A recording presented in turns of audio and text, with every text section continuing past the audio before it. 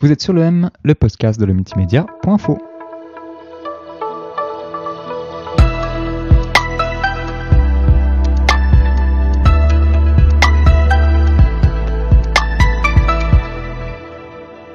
Mais Fatane, bonjour. Bonjour Yves. Merci d'être avec nous. Tu as délivré il y a maintenant un peu de temps le 10e clip issu de l'association Picture Ma Music que tu as réalisé, donc que tu as scénarisé et réalisé. On va discuter après sur la différence de ces deux tâches. C'est le groupe balois Foam qui a gagné cette année avec en récompense le droit de voir leur nouveau single qui a été mis en image grâce à toi. On va revenir sur le groupe, sur le clip, mais d'abord j'aimerais savoir ce qui se passe dans l'association Picture Ma Music. C'était la 10e année. Raconte-nous un peu ce qui est l'histoire de Picture Ma Music en quelques secondes et ce qui change.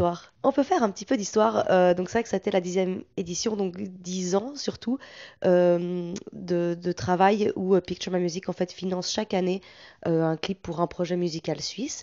Et c'est vrai que j'ai beaucoup porté ce projet, bon bien sûr avec les équipes de tournage, voilà, sur ces périodes très courtes, mais c'est vrai que sur le reste de l'année, que ce soit le travail de recherche de fonds, tout le travail administratif de sélection des groupes que je fais certes avec un jury, mais voilà, il faut quand même entrer tout ça dans une base de données et tout le travail de promo derrière que je faisais quasiment seule et ça représentait quand même 2 mois par année de travail bénévole. Du coup, je me suis dit que 10 ans, c'était une bonne durée pour passer la main quelque part. Et du coup, je suis très contente d'avoir un ami et collègue réalisateur qui s'appelle Julien Mingli et qui va reprendre du coup dès 2024 les rênes de l'association et qui lui va orienter la mission d'un point de vue un peu plus live. Donc, c'est plutôt dans l'optique de réaliser des live sessions avec des groupes sur des formats Donc une captation un petit peu plus longs. directe. Exactement. Mais du coup, des belles captations qui empruntent au code du cinéma, voilà, comme il sait bien le faire. Et je pense que c'est très bien que l'association continue à exister. Je trouve que c'est très bien aussi qu'elle s'adapte et puis qu'elle évolue à travers les yeux de la personne qui quelque part à sa tête artistique. Alors, on va parler d'une chose qu'on n'a pas discutée avant l'interview, parce qu'on a fait un peu la revue des thèmes avant qu'on l'enregistre. Ouais, on a triché. Il y a dans l'industrie de la musique des évolutions constantes. On sait que ça bouge énormément. Les artistes apposent de plus en plus leurs pattes, des nouvelles pattes en fonction de la génération. Et j'ai l'impression qu'effectivement le clip musical en tant que tel est moins mis en avant qu'il y a un certain temps. Est-ce que c'est vrai ça ? Alors, vrai, c'est très compliqué à répondre. Mais je pense que ça peut être une façon de le voir, parce que c'est vrai qu'aujourd'hui, c'est un questionnement en tout cas qu'on a. Je pense que ça reste très important parce que ça reste une identité pour les artistes. Ça reste une façon de transmettre leur musique. Et je pense que le visuel sera toujours de toute façon très important.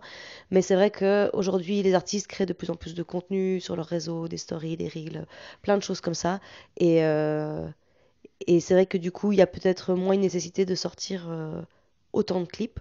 Peut-être qu'on peut se permettre d'en sortir moins. Ouais. C'est compliqué parce qu'on est dans un courant et puis peut-être que dans 5-6 ans, ça prendra un revers dans l'autre sens. Donc j'ai pas vraiment de vérité absolue sur ça. Bon, ça, c'est de manière plus générale. Même les artistes qui s'autorisent à faire moins d'albums, Ouais, tout à plus fait. d'EP et moins d'albums, plus de singles et moins d'albums, c'est-à-dire des créations qui sont plus issues d'un certain moment venu. Donc, ça va, disons, l'image et la musique va suivre une tendance plus ou moins parallèle à ce niveau-là. Et avec l'importance plus générale du live, des live sessions, y compris des albums qui sont issus de captation live, Ouais, c'est-à-dire tout à fait. audio et aussi vidéo. Donc Une pierre deux coups. ça tombe sous le sens que l'association vise un peu plus la live session.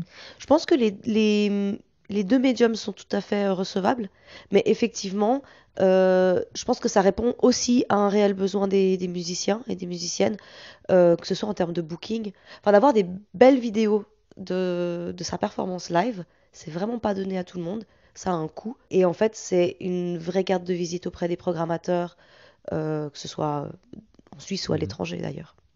On pourrait imaginer que Picture Ma Music, alors ça ce sera plus de ton ressort puisque tu n'y seras plus, Exactement. mais selon la créatrice que tu es, est-ce que ce serait une idée, par exemple, que Picture Ma Music fasse une captation live d'un groupe qui a été primé donc par l'association et qui pourrait tout simplement, au lieu d'imaginer des clips vidéo scénarisés, d'avoir un clip vidéo qui soit tout simplement issu d'un concert du groupe Primé. Alors l'idée c'est de faire des live sessions pas mal mises en scène, enfin pas mal mises en scène en tout cas, de travailler l'esthétique, la scénographie, Ouais. etc. Et c'est vrai que dans le cadre d'un concert, on a moins cette marge de manœuvre Ouais. parce qu'il y a du public, parce qu'il y a des salles qui ont déjà leurs contraintes, parce qu'on est sur du direct. Effectivement, je peux pas vraiment répondre à ça parce que ça dépend beaucoup de la direction que ça prendra à l'avenir, qui est plus vraiment entre mes mains. Mais je pense que en fait, si on veut travailler la chose de façon précise et avec un peu plus de liberté artistique, c'est clair que si on peut se libérer des contraintes du direct, c'est pas mal quand même. Alors justement, la liberté artistique, ça c'est quelque chose qu'on a ressenti énormément ces 10 dernières années avec Petite Fleur, Faye Griffin, avec Mutoni, un clip que vous aviez tourné au Kenya. En tout cas, il y a eu plein de choses. Cette liberté artistique qu'il y a, en tout cas dans les clips qui ont été tournés dans le cadre de Picture My Music, est extrêmement grande et c'est assez intéressant d'en parler aussi dans le cadre de Foam, donc Be Aware qui est sorti maintenant il y a quelques jours.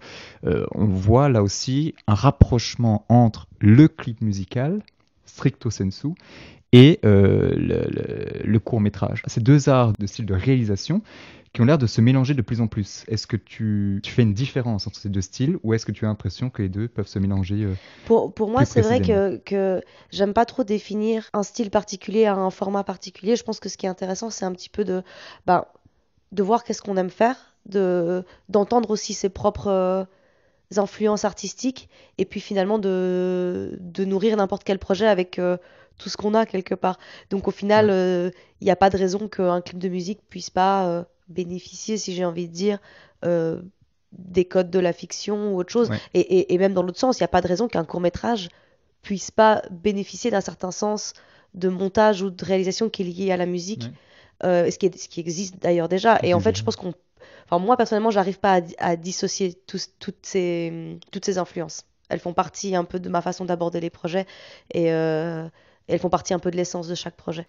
Et il y a des défis dans ce nouveau clip, il y a des défis de casting, peut-être d'autres types de défis qui sont inhérents au court-métrage. Et quels sont-ils justement ces défis qu'il y a eu dans le cadre du tournage de Be Aware? Déjà, je trouve important de préciser que dans l'ensemble, tout s'est très bien passé.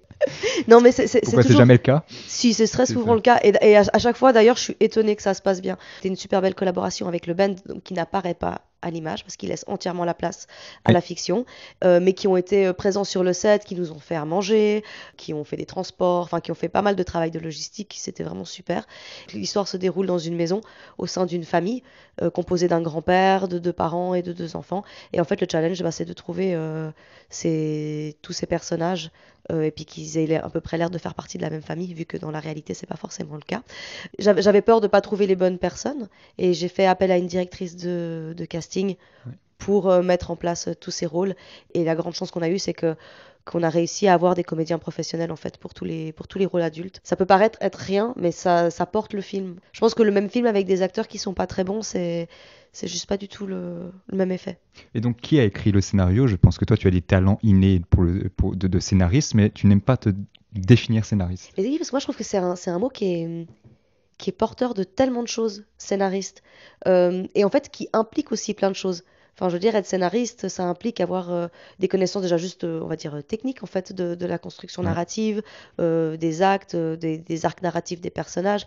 Et c'est des choses dont j'ai des notions, hein, bien sûr, et c'est des choses que j'aime beaucoup aussi amener, même dans des clips ou dans des petits formats. Je trouve Mhm. que c'est toujours important que nos personnages, ils en chient un peu, quelque part, pour que ce soit intéressant à regarder. Ouais. Enfin, ça n'intéresse personne de voir des histoires où tout se passe bien. Il faut toujours qu'il y ait un petit quelque chose. C'est vrai. Donc voilà, c'est clair que c'est un terme qui est compliqué pour moi à utiliser tel quel, mais dans un sens, il y a 10 ans, j'avais de la peine à dire que j'étais réalisatrice et ça m'a pris un moment avant de dire, en fait, il faut que je commence à dire que je suis réalisatrice, sinon je ne le saurais jamais. Pour ce projet-là, j'ai effectivement écrit le scénario et ce que j'aimerais aussi préciser, c'est que je l'ai fait relire à plein de gens. Ce qui est normal. On Ouais, imagine toujours d'avoir un œil extérieur ouais, sur et sa en propre fait, c'est création. hyper, c'est dur. Enfin, moi, je trouve hyper dur le moment où quelqu'un est en train de lire ton scénario, où il est en train de te faire des retours, et je me dis, je préférerais ne rien savoir et être enfermée dans une bulle. Mais en fait, c'est hyper enrichissant Et il y a certaines des idées qui sont nées en fait de ces échanges avec les diverses personnes qui ont été d'accord de lire le texte.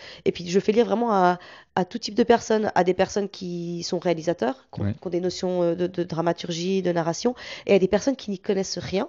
Parce qu'à la fin, il y a quand même beaucoup des gens qui vont regarder le film qui n'y connaissent rien, donc c'est quand même bien Et si... qui vont jouer sur leur ressenti pour. Ouais, qui vont... Est-ce que la personne qui n'y connaît rien a compris Ouais. quelque chose à mon Ouais, ouais. histoire? Tu sais, moi j'écris des articles à chaque Ouais. fois, j'essaie aussi de les faire relire à plein de personnes. Et le moment le plus stressant, c'est de voir c'est-à-dire les expressions sur le visage Ah oui, des moi je personnes regarde qui les yeux lisent. qui passent. Des fois ça me stresse trop que je pars et je reviens dans 5 minutes.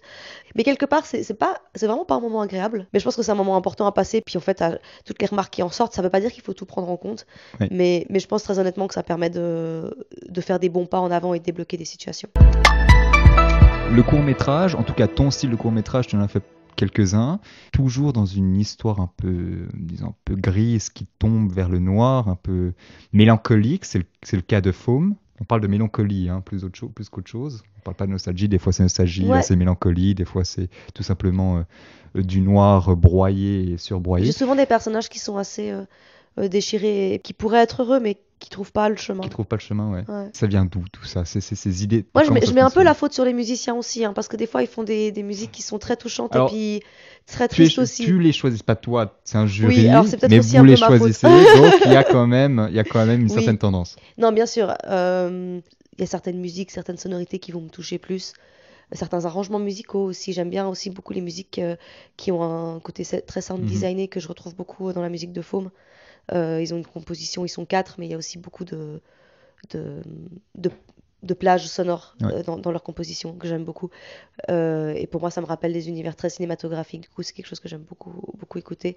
Euh, mais il y a dans le texte et dans l'intention musicale, il y a déjà quelque chose d'un petit peu mélancolique, comme tu dis. Ouais. Mais Tu grossis le trait, ce qui est le travail du réalisateur quand c'est le cas d'un clip vidéo, c'est de grossir le trait d'une musique pour en déceler plus sa substance, hein, c'est ça.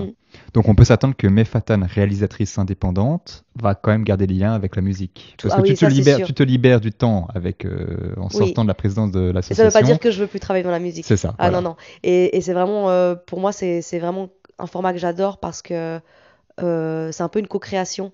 Je pars pas d'une page blanche, on part d'un. Il y a une musique qui donne déjà un peu le rythme. Et du coup, c'est vraiment quelque chose que je lâche pas. Mais ça me permet, en fait, en quittant la présidence de l'association aussi, de me libérer du temps pour d'autres projets liés à la musique Mhm. aussi. Mais j'ai jamais vraiment questionné ton rapport à la musique. J'ai fait du piano quand j'étais petite, mais alors vraiment à un niveau amateur total.